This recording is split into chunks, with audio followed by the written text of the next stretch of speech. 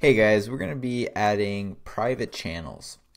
Now we're going to be getting to Redis subscriptions after this, and then a few things, and then we're going to wrap this up with Docker and deploying. But how are we going to add private channels? Well, the first step in doing this is adding stuff to our form for creating a channel. First thing we need is a little checkbox or something here that tells us, hey, we want this channel to be private. So we're going to come on over here to Semantic UI and grab the checkbox component right here. So grab that, and we're just going to add this to our add channel modal here. So we're going to create a new form field and paste it in there. Give it a save, and our label here is going to be whether it's private, and we're private. And we're also going to come up here and import it, so checkbox. And we need to grab its value. So value, here we're going to be storing it as public because we have schema. We're storing it as public, so it matches up. So I'm going to just do values.public. So values, where is this coming from? We're using Formik for this, so it stores the values in a prop called values. And down here we can say public is true. So by default this is going to be, the checkbox is going to be false because public is true and we're nodding it. And then here we're just going to say on change.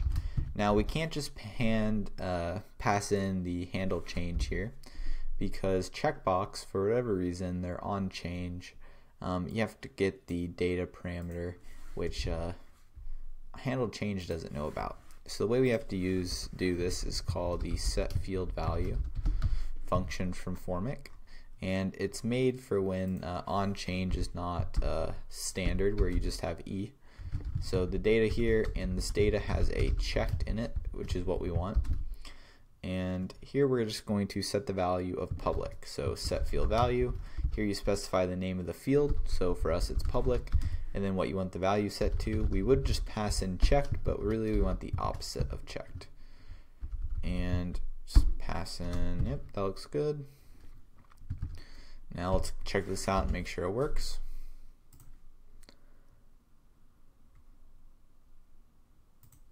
So private, check it on and off, perfect.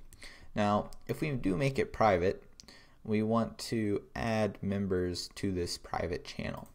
And the way we're going to do this is kind of like how our direct message is, where I can see all the users of the channel. So the way we're doing that, if we come on over to our direct message modal, and that is right here. So we're doing a GraphQL query. If we scroll down to the bottom, we can see this get members query. We want to run this same query, and I want to create a new component called multi-select users. So this component is similar to this one, except we can select multiple team members, because you can make a channel with tons of team members if you want to. Now because this query I want to use in both of them, I'm going to move it to our team GraphQL over here. This is where we're storing basically common GraphQL queries. And so I'm just going to move it over here. That way they can both access it and we don't duplicate code. And so I'm going to just delete it from here and import it up here. And because we're not defining the query here, we don't need GQL. And here I'm just going to import get teams query from up a file and then GraphQL/team. Now I'm going to copy this because we're also going to use this in our multi-select over here. And we're going to import React from React. So I didn't talk about what the component actually is for this multi-select. So there's a really nice one by Semantic UI, where right here I can scroll down, select them, but I can also search, so Missouri, and add it. So this is the component we're going to be grabbing. So give this a copy, and we're going to do a const multi-select users. and this is going to be a GraphQL component, or we're going to be passing this query in. And so we're going to have data and loading. So we're going to have loading, and we're going to have get team member. Just need to verify get team members. Yep. Get team members. And we don't want to load anything if the query is still loading. So I'm going to say if loading is true, we're going to show null and wait for it to load. Now we need to pass in a couple more props to this. So there is, if we look at this, we're going to handle the onChange, and the onChange function for this, same as the other one where it's a little bit weird. Where is it? onChange. We have to use this data parameter. They have to pass in a second one. And then we also need to pass in our options, which look like this. So we're going to create this state options based on the users that we grab from our query. But here we should pass in the value and the, not the state options, but the handle change. So here we're just going to paste in our drop down. So placeholder, that can be a parameter that we pass into, or a prop, I mean, placeholder. So delete that placeholder. And then our options here, we're going to create those in a second. I'm just going to first say value is equal to value, and onChange is equal to handle change. Okay, give this a save. So drop down, we need to import drop down, and this is coming from Semantic UI React. Oops. And we also need to import GraphQL because we need to pass in this component, or use the higher order component for this. And the state options here, so if you guys saw, it looks like so. So for us, we want the text to be the username of the user, and our value and key are going to be the ID for that user. So we're just going to say get team members, team members.map, and we're going to say team member, and the way we're going to do this is the key is going to be equal to team member.id, and so is the value. And then the text is going to be team member.username. Alright, so now we're just going to export default, our component, passing in the GraphQL query that we want to get run. So team members, and then multi-select. Cool. So now I'm going to come over here to my add channel modal and actually use that component we created, and I'm going to do this underneath the checkbox, and we're going to put this right here, and I'm going to we'll import it here, import multi-select users from multi-select users, and we'll render it here. Now I just want to make sure that users are rendering okay, so we're going to just run it without passing in a handle change value or placeholder. I guess we can pass in a placeholder. Placeholder select members to invite, and let's just make sure we see the other team members pop up here. So channels, and we crashed. So let's see. It's expecting a variable team ID. Oh, okay.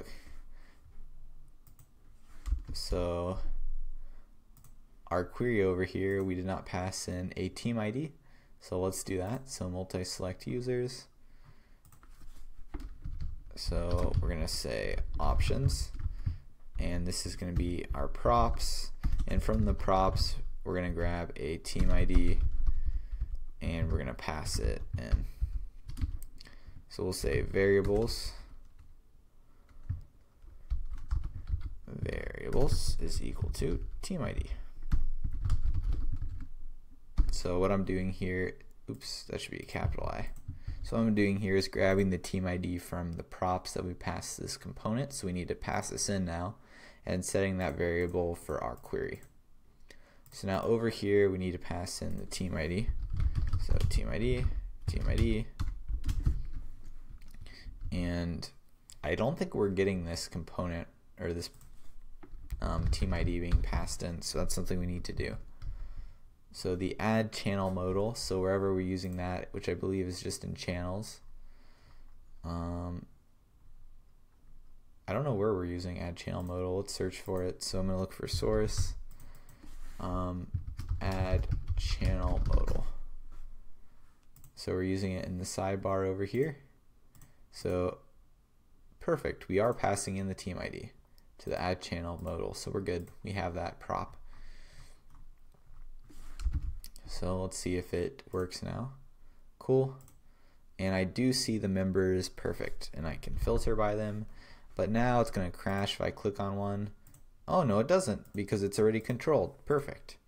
I mean, it's cool that we see it working, but of course it doesn't work because oh, invalid prop value supplied. Value must be an array when multiple is set. I'm not sure why it doesn't like the invalid prop value supplied to checkbox. So I guess you don't set the value, you say checked. Wait, checkbox takes a string or a number for the value. It doesn't do a boolean. That doesn't make any sense. This toggle is actually kind of nice. Can that? Okay, we just say the word toggle on it. I wonder if I can still add. I like the look of the toggle, and I think that's how Slack originally does it. We need to fix our problems though. So that's going to be in our add channel. That's going to be over here. So real quick, I want to see if this toggle looks nice and we still get to keep the label. If we get to keep the label, I think I'm going to keep the toggle. Nice. That looks cool. So I think by default it's toggled on and they say public, and you can toggle it off. So I can say private. You know what, looks fine. And I say private. Also, what I want to do is this cool little thing where we don't have to select users unless it's public. So I'm going to wrap this with a conditional and say values.public show null. Only show the multi-select form when we're not public. So when we're private, basically. So you don't see it. I make it private. Now I can invite people. So sweet. But not sure why it doesn't like the value that we're passing in here. It's complaining, but it's working, so I'm just gonna ignore this warning. If you guys know why we're getting this warning, I'd love to know. I mean, I guess I understand it because it's expecting a number and a string, but I don't know what number I would supply to a checkbox. 1 and 0 maybe? Weird. Okay, let's fix this thingy too. So I want to make this controlled so I can keep the values in our state here. So it's in our values, so when we submit, I can use those to submit to our server. So I'm going to pass in the value is going to be equal to values dot, I guess, people. What do we want to call this field? We'll call it members, I suppose, and we'll just default it to an empty array. So we'll say members or values dot members, and then on change. So remember, oh, this should be handle change. So remember for this has a data prop, so e and then data, and this data parameter has something called value, which is exactly what we want, and we're just going to call set field value our members, and now we'll set the value. So let's refresh this. So as I click this now, I'm holding the state. So I'll make it private. Oh, you know what? Is it because, no, public true. I thought for a second maybe we were passing undefined when we first rendered this, but we're not. And we're even nodding it. Yeah, I don't know. Okay, so values.members. Oh yeah, so let's make sure. So we should be storing the state of this. So React. And if I just search here, add team modal or add channel modal, I can see my values. So initially we have an empty array of members. I invite Bob, so we now have a user ID of 1, and we also have 3, and we have 4. So we have these 3 members that we are adding to our channel. Perfect. So this is actually what I want to submit to the server now. And we can make it private, public. And I just created a channel on accident, and it's a blank channel now. Oh well.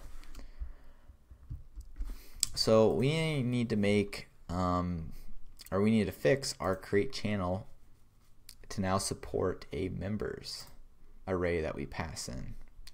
So, and we also need to support handling whether it's public or private.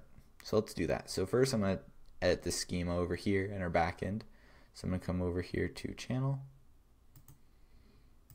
and our create channel. Okay, so we can pass in public already. So here we're also going to pass in members, which is an array of ints, and you don't have to have members, so we'll keep it like so. So now in our front end we can change this right here. I can pass in public as public, and this is going to be a variable we pass in, and also we'll pass in our members. And then the types of these, so public is a boolean and it can be null, and then members, oops, $sign that, is going to be an int array. So perfect, looks good. So now we just need to handle this on the server side in our resolver. So resolver, message, not message, channel. So I think right now what we're just creating, we're just creating the channel. So first we're checking if they're an admin to be able to make the channels perfect, and then we just create the channel here. So now we kind of need to do an if statement here, and we're going to say that's fine to create the channel like so. Well, you know what, we need to create this in a transaction, because we need to say if args.public. So if it's not public and we're creating a private channel, then what we need to do is create basically a table to know who we invited to our team.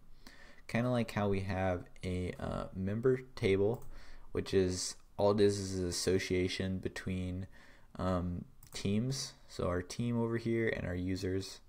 So we're going to do the same thing with our channel. So here, channel member,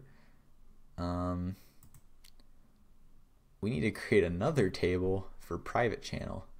So we'll create a new model here. We'll say PC member, maybe, for private channel member.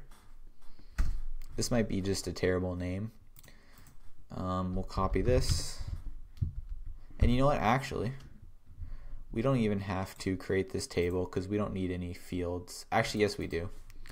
I was gonna say we don't need to create this field or this table, but we do need to, because we want to access it and create stuff with it. Or what I mean is over here where you want to do models.pc member, so private channel member dot bulk create, and then pass an array of all the members that we're creating here. Alright, so to be able to do that, we need to have a PC model, a physical model that we actually do through for. And sorry, we need to grab member, copy this again, paste it in. So this is going to be called PC member, and I'm just going to lowercase it here, PC member, and we're not going to have any fields, so we don't have to worry about that. and then in our channel, not in our channel, in our user model, we're going to copy this exact thing, except now we're going to say models.pcMember, and keeping user ID is fine.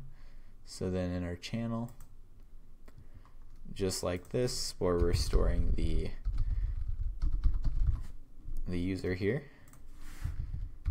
or we're making a connection to the user, we're going to do the same thing, but this one is going to be through our PC member. So perfect. And now I can come over here and actually do this. So now it's expecting a channel ID and a user ID as parameters. Bulk create, of course, just creates multiple at once.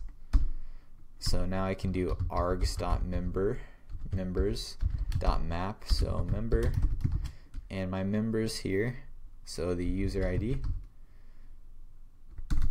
is going to be the value of m, right? Because m is just the list of user IDs, and then the channel ID here is just going to be the channel ID passed in with our args, so args.channel ID.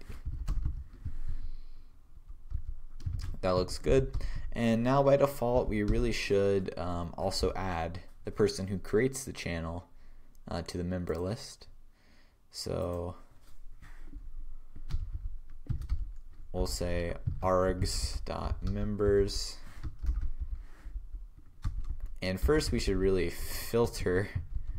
Well, so they could have added themselves to the members list already, so we should check and make sure they're not, or we should filter them out. .filter, we'll say const members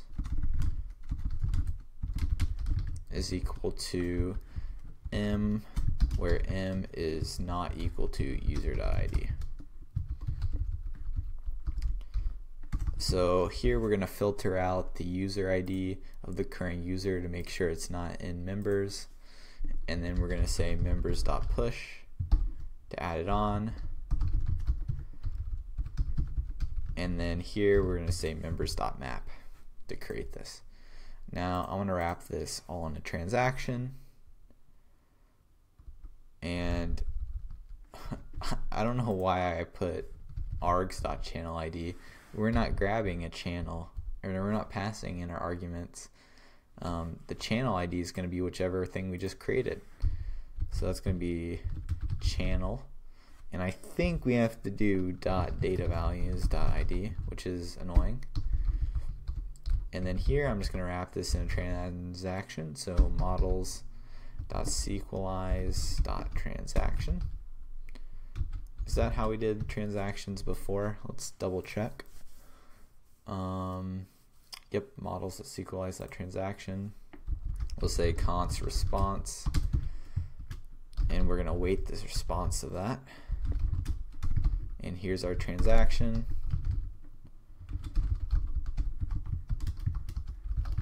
And we'll put this in here. And we're going to make this asynchronous. And then we're going to pass in our transaction to both our creates. And that's our mapping, transaction. And so our response here is actually just going to be our channel. So we can say channel is response. And the reason that is because we're going to return it. So return channel. So this looks pretty good. Now we're gonna have to drop the database, and I'm gonna have to test this, I'm gonna have to drop the database to recreate this association, this PC member, to create this new table. Well, maybe I don't, because also we need to grab it here. Since this is a totally new table, it actually might add it already for me. So let's just see if it does work. So come into pSQL, connect to Slack, select all from PC members, and it does look like it created it okay. So maybe I don't even have to drop the database. Let's try creating, adding a user now. Or creating a channel, I mean. So my private channel, and we're gonna say private, and I'm only gonna invite Bob, and you know, invite Bob too. So create my channel, and we have some errors. Let's see what we're doing wrong. So here is my server. I assume is something wrong with our. Really, nothing wrong with our server. I mean, I see an error, but that looks like just because I was making changes. So it's only on the front end. It says response not successful. If I come to the network tab, we can see members of type int used in position expecting type So I just forgot to add a bang sign. So that's going to be where my team. No, that's going to be over here in add channel modal. Yeah, this should just be an exclamation point. So that's the thing with GraphQL, it checks the types to make sure they match up. So let's run this again. So my private channel, and we're inviting Bob and Bob too. So create channel. Looks like it got created okay. I don't see it over here, which is kind of weird because I believe we are pushing it. Yep, see how we're pushing this? I'm guessing it was not okay. Okay is false, so we did get an error. Oops. Or we can check our, see, yep, he didn't get added. So what went wrong? Cannot read property filter of undefined. So that's going to be our resolver. So I did something silly. I am in create channel, that's good. Arguments, members. Did I call it something else? This is going to be what, channel? Nope, I called it members, which is an array. This is quite odd. Why would members be? I'm just going to do console.log args so we can see what the arguments is. I'm assuming members is, I mean, apparently it is probably getting in as null. We can set a default value though in our schema. So channel, I can set that, oops, equal to an empty array, I believe, like that, just in case.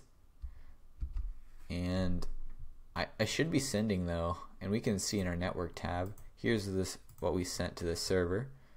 So request, and this is just options. Here's the request, and yep, sure enough, we didn't send our members variables. So that's a problem in the front end, not the back end. So add channel over here for whatever reason. So we called it members, that looks good. And in our submit, handle submit variables, well, I'm just not even passing them, look at that. Alright, so public is going to be values.public, and then members is going to be values.members. Oops. Okay. Now let's try this one more time.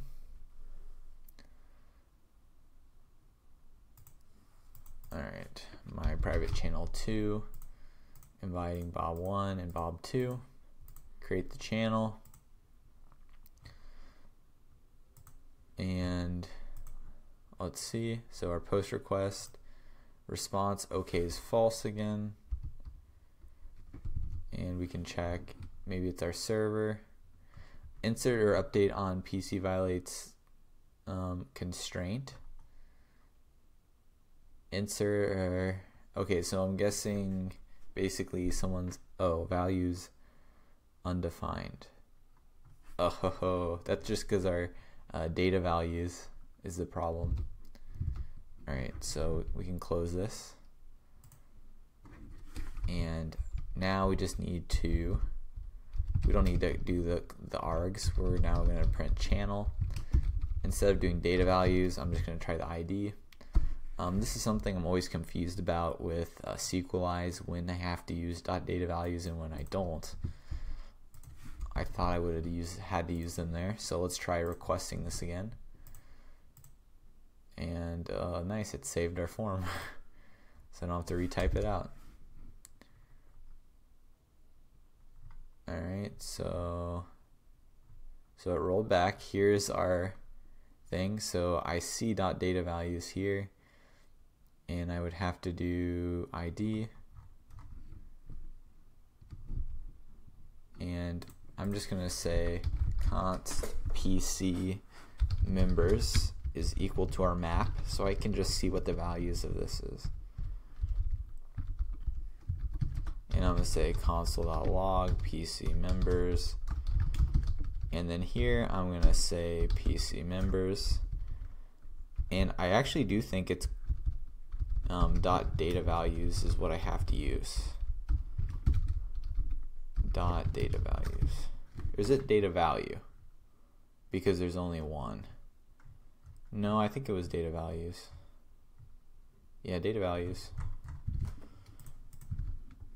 Okay, save that. Did I forget something? There we go. And we can just pop this up, create. Oh, failed to fetch. That's because this was still oh, nope, I just have a syntax error. Over here, we need an extra parenthesis. Okay, try this again.